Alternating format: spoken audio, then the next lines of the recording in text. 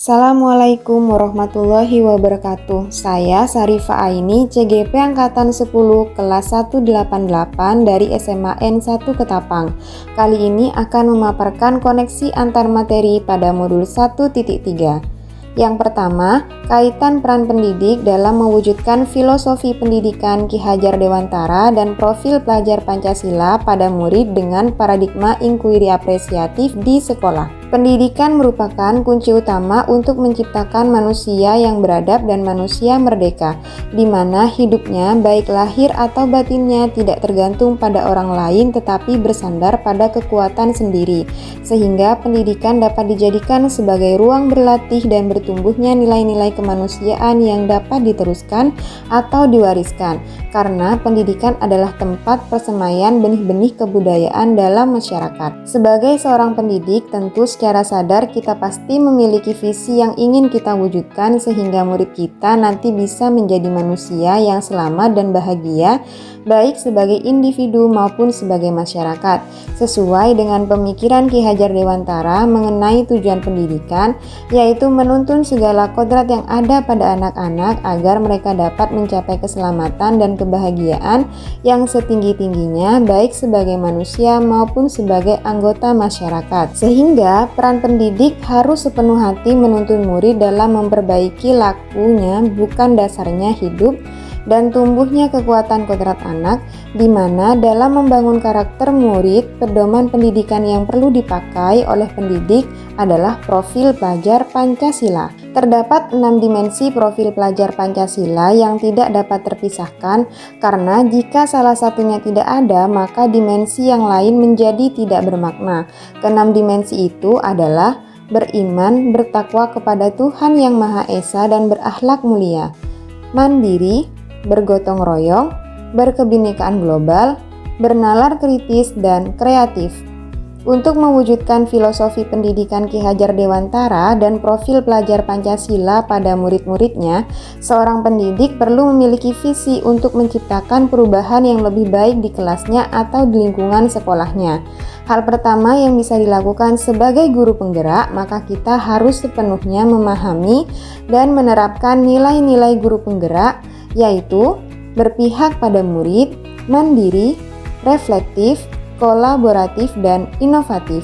Nilai-nilai guru penggerak ini dapat timbul secara lebih bermakna dalam diri kita apabila kita juga menerapkan peran-peran guru penggerak, yaitu pemimpin pembelajaran, coach bagi guru lain, pendorong kolaborasi, mewujudkan kepemimpinan murid, dan penggerak komunitas praktisi.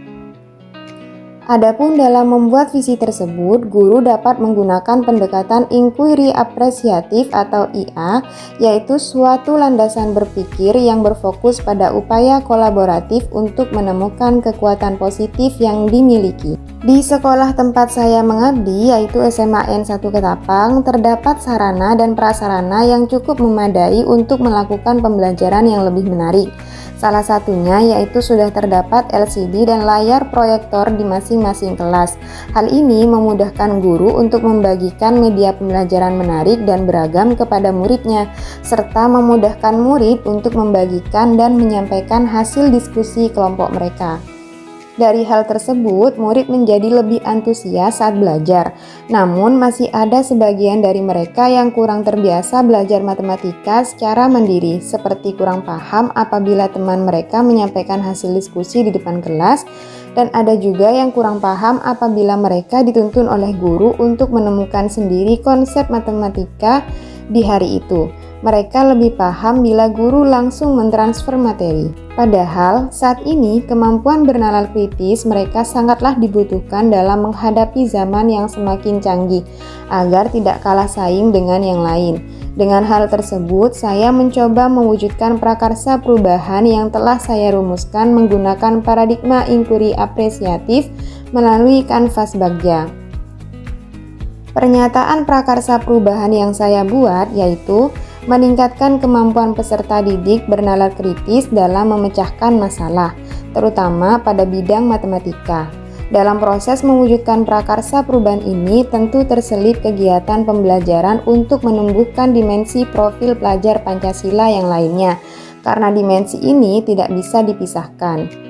Dengan adanya prakarsa perubahan tersebut, diharapkan guru dapat mewujudkan pendidikan sesuai dengan filosofi pendidikan KHD dan menumbuhkan karakter profil pelajar Pancasila dalam diri peserta didiknya.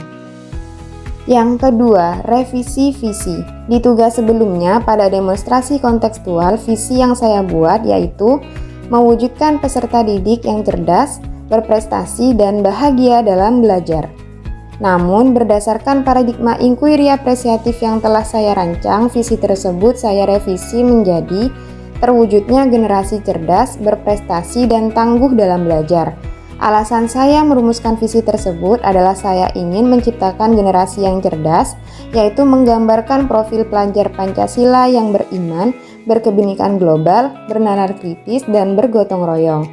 Kemudian berprestasi, menggambarkan profil pelajar Pancasila yang bernalar kritis, kreatif, dan inovatif. Terakhir, tangguh, yang menggambarkan profil pelajar Pancasila yang mandiri. Terima kasih, salam guru penggerak.